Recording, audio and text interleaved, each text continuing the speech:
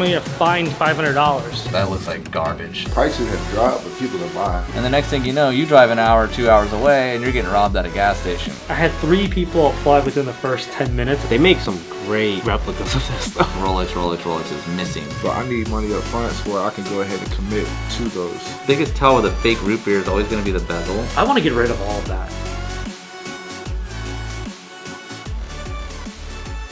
So I think you just dropped the latest video. It's Tuesday for people who don't know. It's Tuesday. Have you seen any feedback on the video yet? Yeah, it's been out for 1 hour and so there's like 50 comments. I'm expecting some applications for our sales manager. Yeah. I had 3 people apply within the first 10 minutes of that video dropping. So I'm hoping to get more. I think the more talent pool that we have, the better we can find someone for this role. But it's a big thing. We'll announce the winners of last week's competition and the numbers that the company did. But I easily think we can do 3x of what we're currently doing based on the lead flow that we currently have. It's not a lead flow problem, it's a conversion problem. And some of that is sales training, some of that is on the team, some of that's on the CRM, but some of that is just, needing a sales manager to stay on top of the sales reps, making sure that nothing falls through the cracks. We made a joke on the last Ask Us Anything is that I don't want to do any selling. I honestly think that a manager should not sell just to keep the separation. But I've sold 3 watches this month just because I had to go up and clean a mess up. I'm not going to say who it was over there that caused it. That's really the only time I sell is to get involved, is if there's something that happened from poor customer service, a misunderstanding, a client issue, I come in and try to fix it. So unfortunately I had 3 of those in the last 2 weeks, or last week. Hopefully having a sales manager, that's something that they would handle and hopefully prevent from happening. So this guy just messaged me trying to offer me a green OP, and it looked good at first glance, and then I started looking at the pictures and realized quickly it is not good. First thing, this is a completely fake card. It's not a bad picture, so if you look carefully, this is just stuff that we get offered from time to time. If you just look at how dirty and how poorly applied these numbers are, you can just tell right away, like, it's just not good. Here's some bigger tells. Obviously, like, this being that yellow, it just doesn't look good to me. The card doesn't look overall good to me. The way the numbers are applied, not really good. See how weak this stamp is on the clasp, okay? Look at this pillow. You see it? It looks like it's made out of linen. I mean, this is the worst pillow I've ever seen in my life. Next picture, Rolex crown's very squared off. You can see the color differences here from here to here aren't very good. Cheap wrapping, not the correct foam. Pillow again, that's not good at all. That looks like garbage. This is just where things get really cheesy and obvious. Rolex doesn't include red tags anymore. You guys know they've switched to the green tags. Is there anything genuine in this whole mix-up? The only thing genuine here is the photo itself, the real picture of a fake watch. I'm gonna call the client right now and go ahead and chit chat with them and let them know that the watch is indeed fake. Hello? Hey. How are you? Hey, thanks for calling me about that watch. Yeah, man, I just wanted to make sure you didn't touch it or do anything silly with it, because, yeah, that watch is 100% fake. The guy's he's got it posted. He's got kind of a too good to believe price. How much is he asking? $5,000. Yeah, that's obviously another tell. So typically when you have guys... So he's been on the offer up for a long time. He's also selling his car. Claims he's going through divorce and needs the money. Story, yeah. So the hang tag is from a different watch. The booklet's wrong. All that stuff. The box looks fake. Right, yeah. But I wasn't sure about the card and the watch. Yeah, the card looks fake too. I'm glad you sent me that one picture because it like really spelled it out. It's like a really clear picture of the card. And the first thing I noticed was the printing and the way the card was kind of made wasn't really good. And obviously the Rolex on the card, again, not a good sign. It never fails. Every time I get a fake watch offered to me, there's always a long elaborate story about how somebody's going through a divorce or how they're sick or how their car needs this and that, or it was a gift, etc. But yeah, typically anything that's too good to be true is always too good to be true. So I'm glad you dodged it. And it's an hour away from me, so I didn't want to drive all the way there. It's lucky that we caught it now, because there's a lot of scams running around now where they fish people with real watches. They tell you to bring cash because they need their cash strapped, and some of them actually have believable price points. And the next thing you know, you drive an hour, 2 hours away, and you're getting robbed at a gas station. Thanks for saving my time. I didn't know enough about the cards and stuff. No, of course. I spotted the hang tag right away because I knew, and the booklet. Yeah, it's pretty obvious from that point. All right, cool. Awesome. Thank you.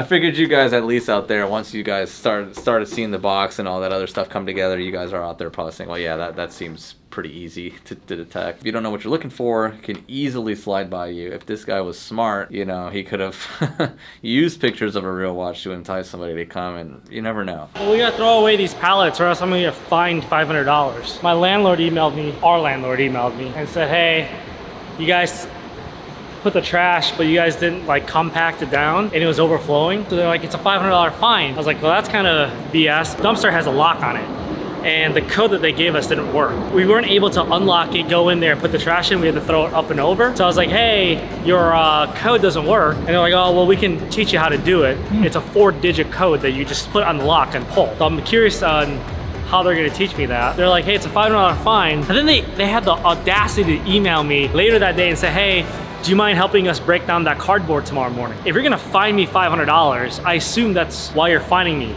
If you wanna fine me $500 and you want my help to break down the boxes, what is that? I'll help you break down the boxes if you take my $500 fine off. You can't fine me and expect me to help you.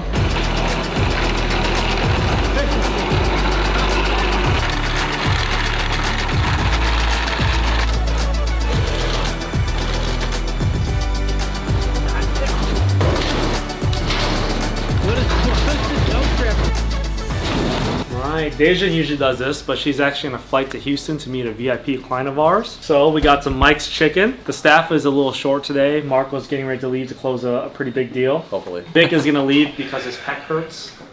His what? His pec. He said he worked out and it Oh, hurts. you're gonna be in pain at home. Hey, you skimping out on the gym. Yeah. Yeah. Oh, but I did skimp out because Twice. I injured my knee. It still hurts. 2 of our operations folks are out today as well. But I'm not at home. Alfred's at Torrey Pines in San Diego. Guy just disappeared. So it's a small lunch today. It's a light lunch, and we got some Mike's Chicken. I know people say we should eat healthier, So we went harder on so we went harder on the grease. on the grease.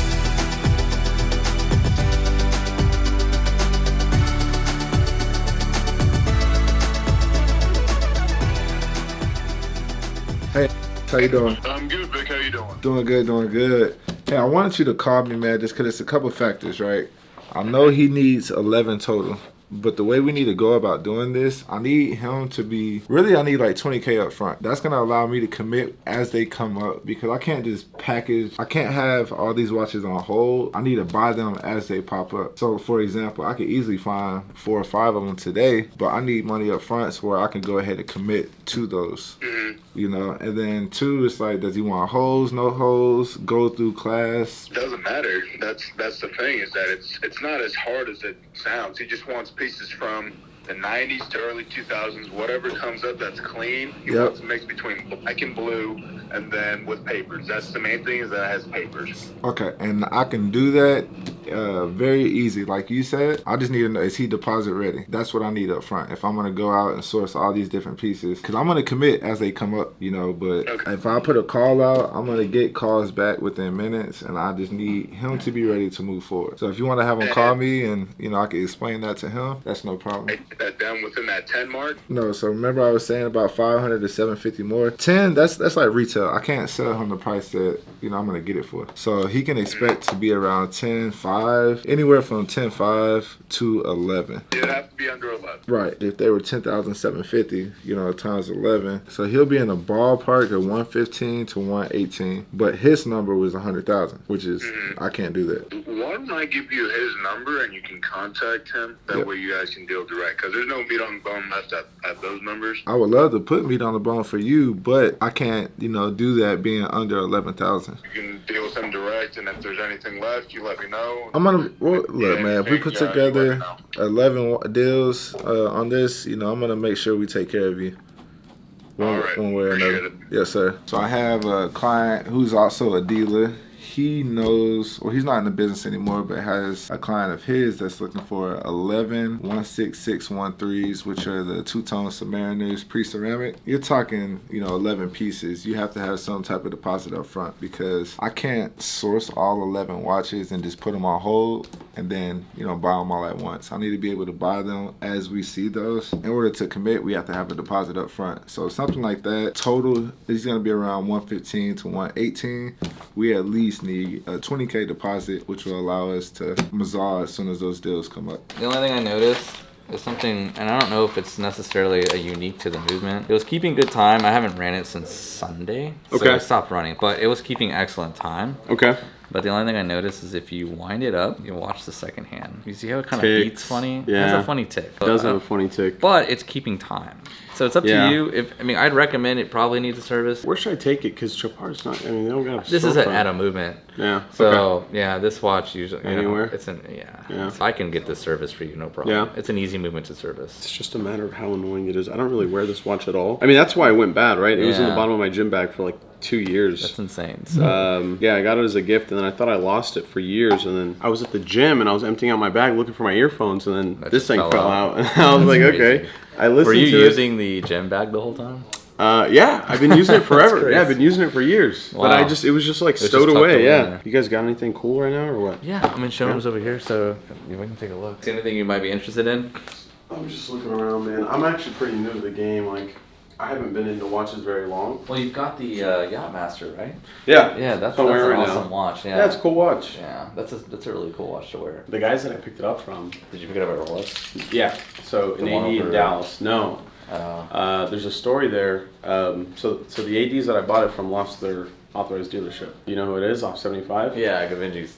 Yeah. Yeah. Well, I think they're getting it back at the end of next year, but they're getting it back at another location. In Frisco. Yes. Well, yeah, because they're building. My family's got a big project in Frisco. Right. The building's already up. They're on our land. Mm-hmm. So we're building. You know Amer? Yeah, of course. Amer, Yeah. my cousin. Amer's dad and my dad. Oh, is your cousin? I didn't know Yeah, that. yeah. I Amer's didn't my know cousin. So Gavinji's moving over there in Frisco. But I don't know what the deal was. Like, this was the last piece they said that they were able to allocate. And by the time I picked it up, they were already tearing down the Rolex section. I walked in, there was no more Rolex section. I was like, what's going on? They're like, well, we lost it. I was like, what happened? They're like, Watches of Switzerland apparently took it. Right, because Legacy West. Legacy West. Yeah, they're going to They be don't want getting to be that. too close. Mm-hmm. And they're supposed to be getting Rolexes in December, from what I hear. But I'm pretty new to it. We knew Gavinji, so it was pretty easy. Like, I told him I wanted this watch, and it wasn't bad. But yeah, I don't know what I want to get next. I feel like I just don't know enough. Obviously, you have a good starting place. So, Yeah. like, if you're able to just buy subs and Pepsis, go work Yeah. your way up to Yeah. Daytonas and Yeah. so forth. I mean, the heavier the pieces that you buy, the Yeah. crazier the stuff is. I mean, Yeah, I mean, they know they're playing the game. I mean, Yeah. it's nothing new. That's the thing, dude. It's like a crapshoot too, though, because like I have a buddy of mine that was in Colorado in January. Never bought a piece in his life. Mm-hmm. Walked out with a Sky Dweller and a Daytona. Right. Never bought a piece in his life. Wow. Did he walk out with a steel Daytona? Yeah. Where did this happen? In Dallas? In Colorado. Oh, okay. In Colorado. That kind of explains it. Yeah, I don't know what it was. That's probably because it's more rural and it's not, Yeah, but like, would it then be worth it to travel to That's get what a people piece? do. People Yeah. do that all the time, yeah. Because like Absolutely. When I first got started and before we were on YouTube, Yeah. I did the same thing. I traveled to Arkansas with my old business partner and I Yeah. traveled to other states Yeah. and we had no problem walking in places buying watches See, because nobody knew us on YouTube yet. Now it's kind of a different game. Yeah. You don't want to be obviously flipping these watches Yeah. if you're trying to build a relationship. Yeah. But if you do sell them, that's a kind of a game that you kind of play on the back end of this whole Yeah. thing because it's like if you do sell them and they catch you selling it, they'll never Yeah. sell it to you again. Exactly. And that's something that some people don't give a shit about, and Yeah. there's other people that truly don't sell their watches. They're Yeah. real collectors. But if you can go to these crazy one-off small towns with Yeah. one Rolex AD, Yeah. those are the best ones because most of the locals don't, Give a really shit. care. Yeah. And then passerbyers will come through and buy stuff, and then they'll never get seen again. Yeah. Or my favorite situation was back in 2020. I mean, hell, at this point we're full-pledged on YouTube. Yeah. And this guy called me. He's like, "Hey man, I'm a huge fan of your channel. Blah blah blah. I'm over here and one of the islands. Yeah. But it's COVID. Yeah. And nobody's traveling. So I was Yeah. like, well, what's going on? He's like, well, I'm over here and there's a brand new baguette Daytona just sitting in the window. I was like, how could that be? Yeah. Because keep in mind during that time, watches were still like trading pretty crazy. Yeah. Like they were just now starting to climb up in value, and watches were trading hands a lot. So Yeah. this was kind of the time when you really couldn't walk in and find anything, let alone Yeah. a baguette Daytona. Yeah. Because at the time they were trading for like 125 to 130. Yeah. So I was like, there's no way. Yeah. And he was like, yeah. And I was like, how long have you been on the island for? He's like, I've been on the island for a week. I was like, it's been sitting there the whole time. He's like, yep. He's like, if you want to send me the money, I'll go get it for you. And I was like, well, hold on, let me figure this out. I appreciate that you're a fan, but sending you money to go get a watch, that's crazy. On a random island, I don't know you. He's like, oh, but I've done business with such. I was like, let me verify a few things. I'll call you back. And then he finally calls me like, hey, you know what? Just don't even worry about it. I'll tell you what. You know where it is. Yeah. If you want to make the effort to come get it, it's yours, because I don't think anybody's going to buy it. I was like, all right, cool. I appreciate that. So I called up the dealer, and I was like, hey, do you guys have this bag at Daytona? They're like, yeah. I was like, I'll take it. And they're like, okay. Are you serious? Yeah, there was like, how can I pay you? And they're like, send a wire. I was like, okay. So I sent them a wire. Yeah. I send the wire, and the guy's calling me. He's kind of a pushy sales guy. Yeah. But he's at the same time, he's like, hey, just so you know, there's somebody else looking at this watch. I was like, buddy, I already fired off the wire. It's gone. It's on. He's like, yeah, but we haven't received it. What? He's pulling this card on me. I'm like, well, dude, I've already booked my flight. Yeah. I've already booked my car. I've booked an Airbnb on the beach. Oh my God. Like, don't make me. My watch. He's like, please. Yeah. What do you need from me? He's like, well. He's going to look at it and, well, you know, listen, worst case scenario, it's not a big deal. We'll wire your money back. I'm like, oh, my God. Wait, so what? I mean, what more are they trying to get out of you? They can't charge you anymore. No, dude, they were just being, like, very difficult in the situation because, you know, they know, like, it's because their policy is, like, first come, first serve. They don't care. Whoever's money is faster, basically. See, I don't get that. And, I mean, you're probably the expert on this, but, like, so I think there are 80s that are, like, not here to play games. They're really trying to foster real relationships. Right. But then I think, if not the vast majority, maybe slightly over 50% of ADs are just there to sell off other pieces and allocate, like, you know, the pieces that are sought after to people that are willing to buy inventory that no one else wants. Well, based on my experience with the ADs and obviously dealing with clients that resell watches, because that's what we're in the business of. Yeah.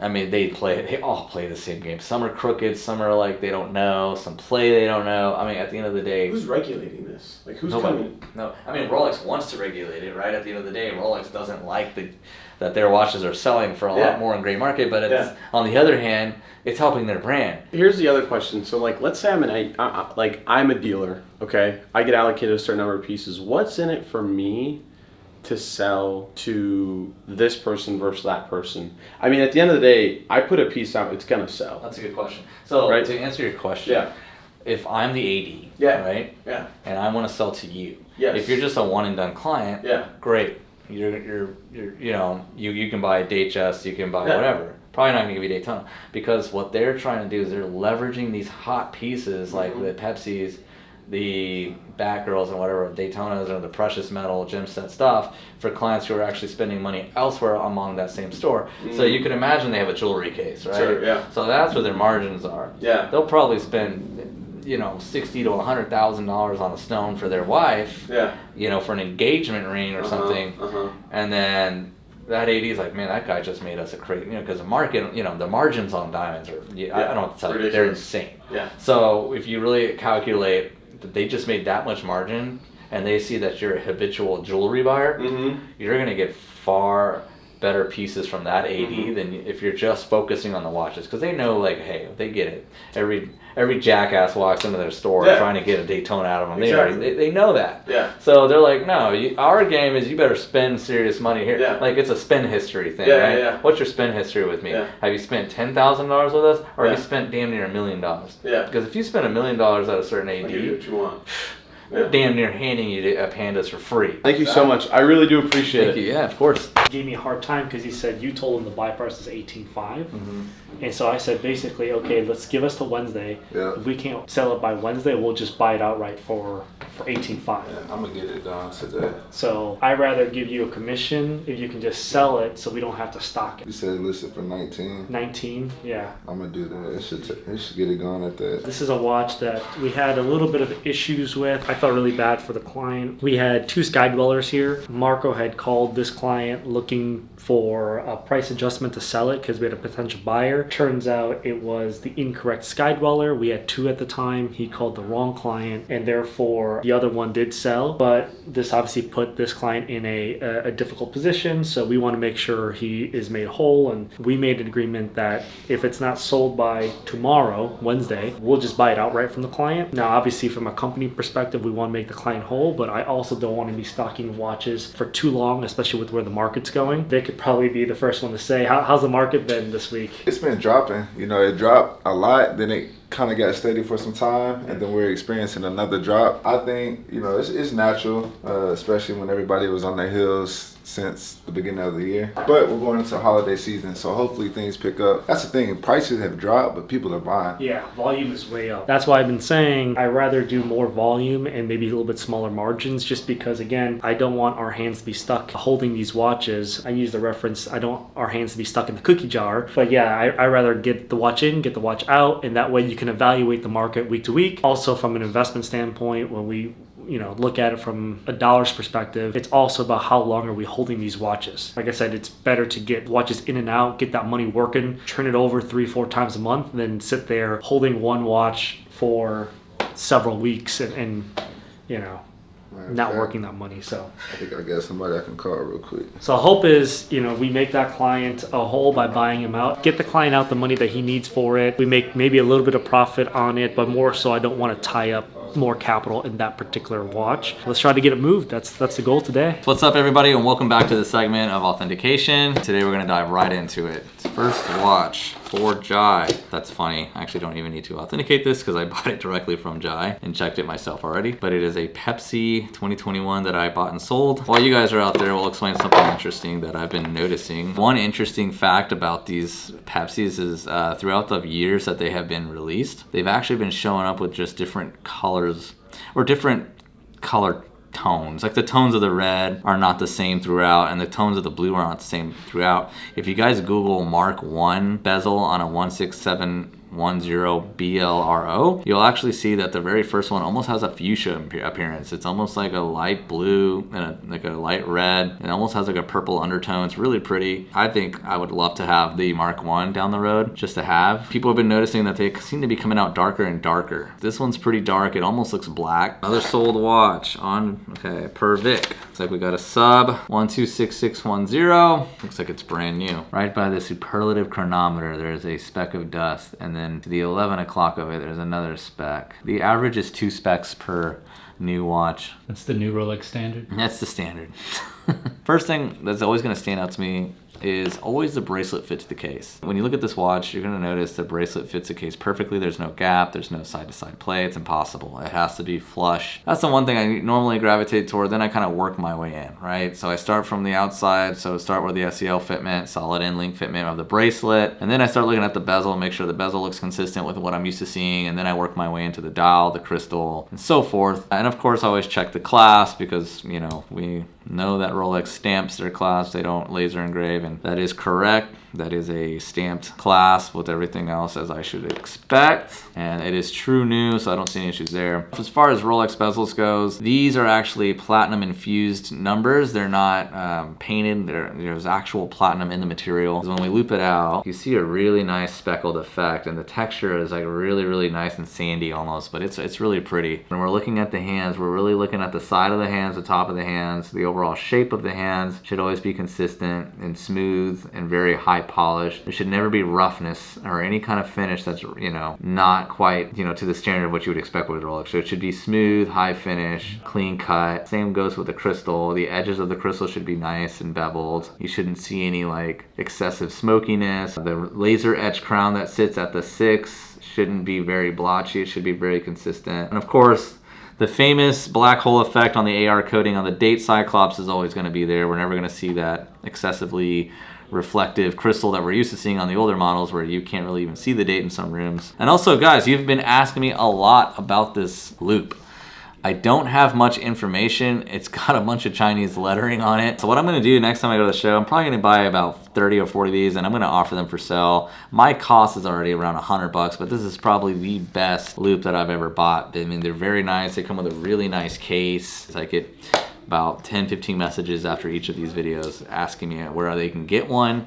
And the answer is, I don't know. I go to a booth at an IWJG show where he has boxes of these things. So I will see if I can get them in, you know, a bulk order going. And if you really do want one, I'll post a comment down below saying, hey guys, put your name down and reach out. Or you guys can reach out directly, follow me on my Instagram account and send me a message there, and I'll take care of you there when I do get these. I'll probably have these probably a month from this video, so, or maybe 3 weeks from this video, I'll order some of these. Moving on, the next watch we are looking at is a 116200 Datejust in 36mm new style. This is a very interesting watch because this is a new style watch that has some in-between characteristics from the older model to the newer model. And one of the biggest characteristics you'll always find on the very first year these were launched is they're not bezel engraved. If you look there, you'll see that the engraving Rolex, Rolex, Rolex is missing. And the reason that is because this is a D serial 2005, so they didn't quite do the Rolex engraving. They did on some, they didn't on others. They were phasing it in that year. So every time I see one of these, I immediately know it's a D serial. And in case you guys ever see one out there, same deal. The serial number will still be between the lugs at the 6 o'clock, and that's the only place you'll find that serial number. And also you'll notice that it does not have the black hole effect on this crystal. It is using the older generation 2005 crystal from a D serial. So this would be the last year they probably would use this typical crystal without the anti-reflective coating. So therefore you're gonna get a very reflective crystal. Looks good, silver stick, Lumi. Well, that's interesting. I'll tell you what, this is a dial swap. It's not a big deal. People dial swap these all the time. And I'll teach you guys something. You're probably, how do you know this dial was swapped? You'll see that the hands are smooth, right? But it has a Luminova dial. You really do need Luminova hands for the Luminova dial. They'll never cross those in production. So if you have smooth hands, you'll always have Roman numerals. And if you have the Luminova hands, you'll have a Luminova dial. So whoever changed the hands on this or changed the dial didn't consider the hands and just kind of, maybe a guy just wanted a different dial just for a quick look, and it happens all the time. Doesn't mean the watch is fake or franken. It just simply has the wrong hands, which is easy to fix. We can probably, if this client picks it up, then we will notify them, let them know, hey, we can replace these hands almost at free of charge. They're very cheap. It's a pre-owned watch. Obviously, watch only, no box papers on this guy. I forgot my some of my tools today, so just gonna open the case. See how we do this. No, I'm just kidding. Actually, I always thank Matt every time I have this knife around, because Matt, you made me this knife when you first met me. It was a gift. This knife is awesome. I can't begin to tell you how sharp this knife has remained. It is the sharpest knife in my collection of knives. It's very scary how sharp it is. I gotta be careful with this one. So we got this Rolex box. Tells me this is something on the newer side. And root beer. As you guys know, these come in two-tone and solid. I still think they need to bring back the chocolate dial root beer. I hope they do that next year. This is one of my favorite two-tone watches. I'm not a big two-tone fan to begin with, but this watch, it's on my list of watches that I would wear. Historically speaking, this watch was yellow gold with the chocolate dial. I know they can pull off the chocolate dial with this watch. They need to bring that back. So if anybody from Rolex is listening or watching 2023 chocolate dial root beer, this is gonna age very well if they do it. So. I believe this is brand new. You ever seen a fake root beer? But yeah, I've seen one. But of course, the biggest tell with a fake root beer is always going to be the bezel, because they just don't get the brown right. You know, the brown is a very specific, it's like a mocha chocolate color. Whenever the color change is happening, you know, where they meet, from brown to black, you can always tell right away right there, there's always a problem. It looks like it overlaps. You can see some, you know. That's not the smoothest transition. It's not smooth at all. It just looks like somebody colored over the lines half the time. And of course, you know, we're going to look at the hands, the dial, the rest of the case, and find other problems too. So it's usually easy for me to tell what's fake, what's not, just simply by looking at the consistency of the watch, because fake watches do not have consistency. Looks good. So last watch, Bumblebee. Forged carbon. Actually, really, this watch is growing a lot on me. I'm not a big AP fan altogether, but I would rock this watch 100%. I don't know. This watch has got me craving a solid black watch to wear. You know, I think I kind of want to own one. Maybe not this one specifically, but something all black would be cool to wear. I haven't decided what that looks like yet. I'm kind of torn between something like this or the Dark Side of the Moon Speedmaster is really cool. I actually really love that watch. You know, yellow and black really works well with AP and other, you know, blacked out watches. This looks really cool. So this has been bought and sold by me. Biggest thing to look out for when you're buying a forged carbon watch is you always want to check the edges of the watch and look for any type of abnormal wear and tear, because these do chip. A lot of people mess these up is because they start changing straps, and what happens, they'll get a screwdriver in there and go, you know, they'll start rocking it side to side and they start jarring out that hole. So the hole on this one looks really good. It doesn't look like it's been messed with. I don't even see any tool marks on the head, so I don't think the strap has ever been changed, which is great news. This one's in really good shape. My client's gonna be happy. He's coming in this afternoon to pick this guy up. Forged carbon combined with black ceramic is just amazing. This one's box paper's complete. I'm excited to show my client this watch because I actually really like this watch. It uses a lot of different materials. It uses carbon, it uses ceramic, and it uses titanium. This is obviously a titanium buckle, forged carbon case, and ceramic bezel with stainless steel screws. Always check the screws, because I can't tell you enough how many times I've seen this watch come through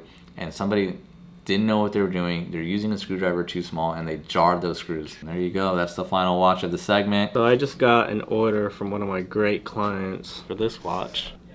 Hopefully the deal, goes through when I find one, but it'd be nice to actually see one of these in person. I still have not seen a factory one in person. They make some great replicas of this though. Like you can't even tell the difference. But I've never seen them in person, so that cotton candy Yachtmaster. Hopefully I can find one of these pretty quick and get this deal done, and then can show you guys maybe next week or so. So this is a brand new release. It's a 126679. Nobody really knows what list is. I think it's around 80 to 85. They're anywhere from like 180 to 250 I've seen them for, but I've only seen, I mean, we're talking, I've probably seen 3 available out there, so hopefully I can find one pretty quickly.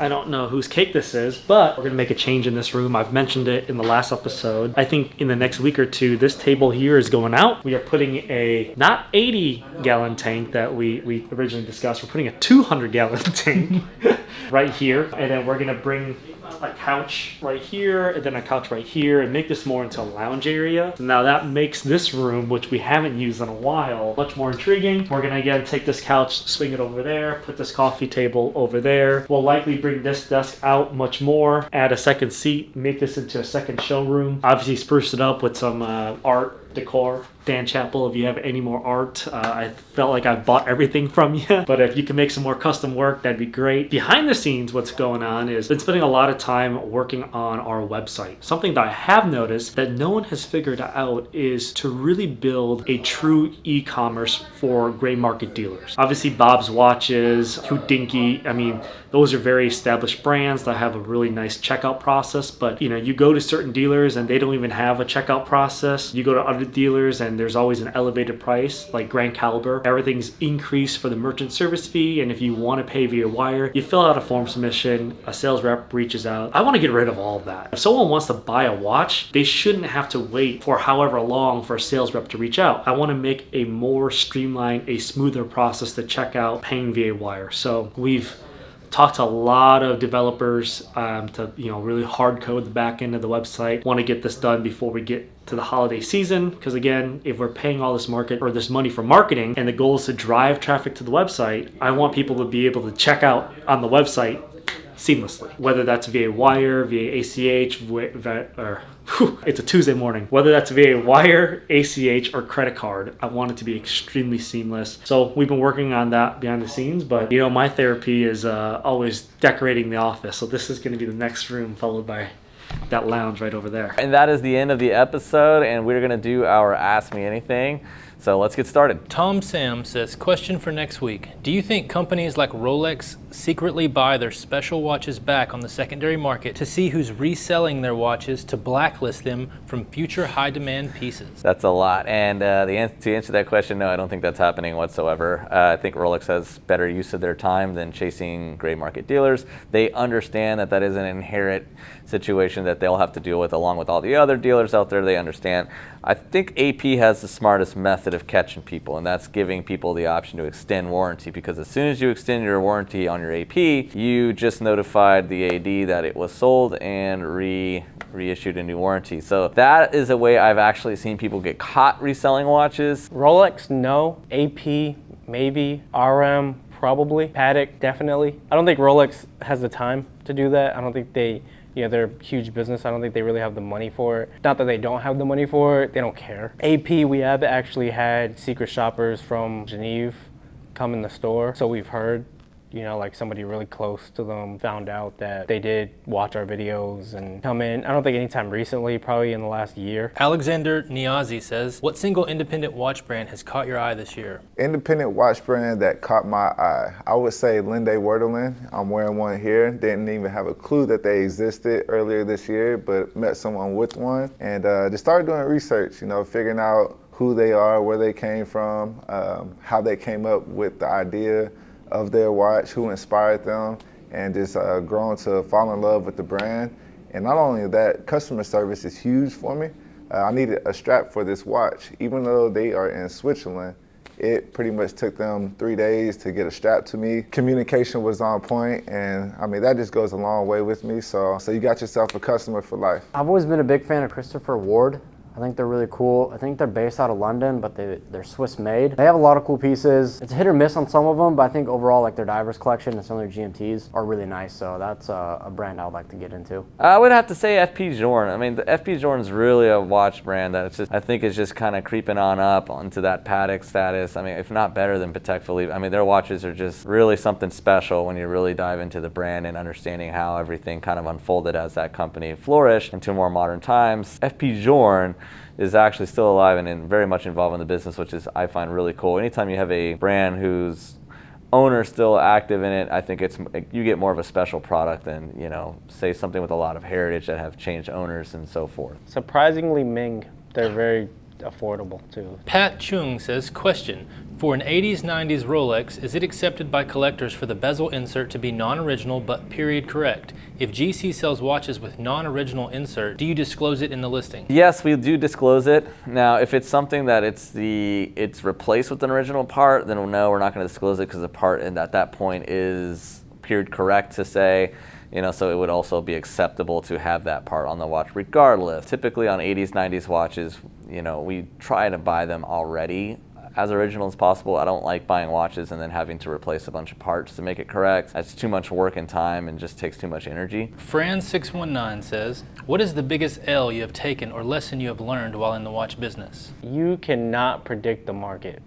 I don't care how good you are. I don't care how long you've been in this business. You cannot predict the market. Like I bought my John Mayer a while back, expecting the market to keep going up. Apparently I'm a signal. So as soon as I bought it, they started going down. Fran619 says, what is the biggest L you have taken or lesson you have learned while in the watch business? Oh, sheesh. That's I mean, as you guys are familiar, I got robbed back in LA. That was $1 million loss. So my biggest lesson I learned there is just try not to move so fast in this business and try to be paced. I try to hold a healthy pace and obviously do things by the book. And since like back then we were just, you know, moving way too fast all over the place. And I mean, now that I don't think that situation would happen in a sense because, you know, we wouldn't even allow it to even go that far. I think the biggest L I've had, I bought 2 Oyster Perpetuals because I saw one on Facebook Marketplace sell super fast. So I bought 2 of the exact same one that sold, the 39mm, and I couldn't sell them for some reason. And then I ended up just selling the pair and I lost like $1,000 overall. So that was kind of an L. Kim Cruz says, AMA for Alfred. Back in TPG days, you mentioned a healthy crypto wallet. Did you manage to rescue most cash or did you take a nosedive and now hold on to it? P.S. I hope for the first option. A little bit of both. There's no really straight answer. So crypto supported my life for like a good year. I paid my rent with it, paid fun stuff with it, I paid my cars with it. I can't really say, you know, I lost a lot because I did. But, you know, it literally funded my life where I could save all my checks that I had from, you know, my everyday job and sit pretty healthy even today. I did get lucky. I sold a bulk of my NFTs right before the drop. But in the grand scheme of things, if you look at like my whole portfolio at the peak, absolutely, I lost a ton of money. Danny Seminar says, follow-up question. Do you test every watch on the timer before it ships to a customer to make sure the movement is in its spec? Danny, what's up, man? It's a long time. So to answer your question, we only do that on watches that are outside of warranty. Typically, if it's a Rolex within a 5-year warranty, we don't, or any other modern watches within their warranty, we typically don't check them. But we do check to see if the older vintage stuff or the 90s, maybe early 2000s stuff is running well, to which we always you know, find that they're typically running strong for what they are. I rarely ever see a watch come in that's keeping really bad time. Sierra HACV says, what happens when one of GC's employees wants to buy a watch in stock? Do they pay GC's cost price or do they pay the price that GC quotes to its clientele? So it all depends. There's like a little rule book that we follow. I think we're allowed 5 watches a year to buy, and it goes off the price range. So I think if it's like 1,000 or 10,000, it's like 500 over cost. If it goes over 20 grand or something like that, it's like 1,000 over cost. The company needs to make a little bit of money on it. Yeah, it just all depends. Sometimes we just take the asking. If it's on consignment, it's a good deal. We'll just buy it straight up at that. Steve Catalano says, question for next week. If you could only have one watch that is not a Rolex, AP, Patek, or RM, what would that watch be? Well, I have it in my pocket. Not that I was even prepared for this question, but I was just working on this watch when Matt pulled me aside for this. But it is actually an Atavia Hoyer, which I have here. It looks very, very much like a 6263 in a sense, but this is a 1960s Hoyer 2664. These are very, very interesting watches. They're very rare, and to find them in this condition is just, you know, amazing. And it's something I would wear every day if I had to. It's a really pretty watch, and in fact, I might even buy this. I would go with a Cartier skeleton. You know, that's a classy piece right there. William Maling says, more info on the affordable AP Alfred is wearing. So that AP is a 25594 SA. It's super early Royal Oak, probably dated around 70s to 80s. They call it the Owl. Two-tone, yellow gold. My favorite brand is AP, and it being my like second or third AP, appreciate the older ones a little bit more than the new ones, even though I'm trying to probably liquidate that. My girlfriend doesn't watch these anyway and buy like the engagement ring with that money. Zorak Zidi says, are you guys going to venture into fine jewelry and take advantage of that Southwest music scene? To answer your question, we would love to get into jewelry, which is just not the right time or space for it now. For jewelry to really be a success, I really strongly believe that the environment for jewelry really needs to be there. So this is something we would do maybe perhaps after a build out of some sort. So we definitely want to start doing that. I think we'll do it eventually, maybe another year or so, we'll get there. Thank you guys so much for watching another episode of Grand Caliber. Make sure you like, subscribe, hit the bell, and don't be afraid to leave a comment at the bottom.